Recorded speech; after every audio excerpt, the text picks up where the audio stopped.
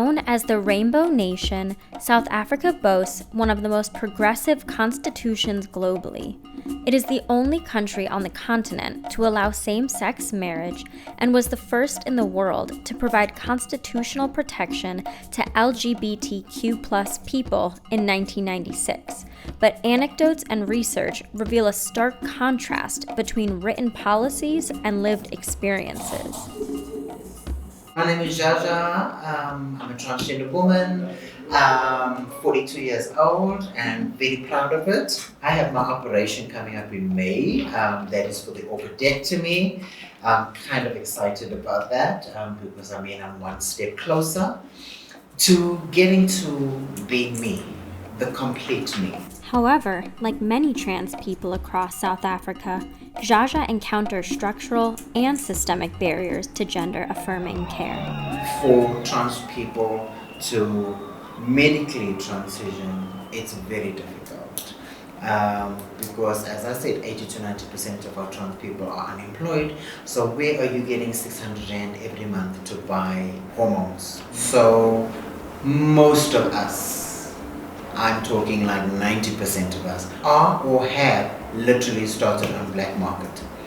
So when we say black market, we're saying we've asked our cisgendered female friends who goes to the clinic to go and get us the contraceptives, and so that's how we basically started. These backstreet measures are exceptionally dangerous to people in society and can cause complications like organ failure, liver failure, and we've seen this happen in our community as well. I used to overdose on hormones because you want to see, some sort of changes.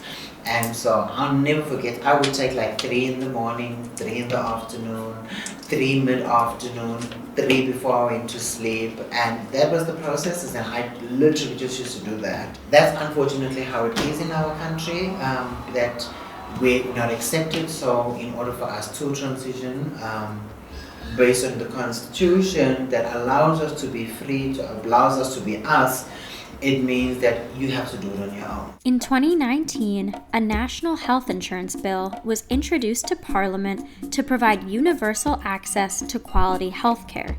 But according to Iranti, an LGBTQ+ advocacy organization, the bill never mentions the needs of queer people. The language again was about, HIV and AIDS still being a number one priority. And although I spoke about, us engaging with officials and all of those things, that's the one department that we've struggled to talk to. To increase access to hormones, activist Jaja says the South African government should begin by simply counting the number of trans people who wish to medically transition. The hormone exists because when cisgendered women start to lose estrogen, what are they giving them? Estrogen. What do we need as transgender women? Estrogen. That's all. Trans people also face barriers to accessing gender-affirming surgery.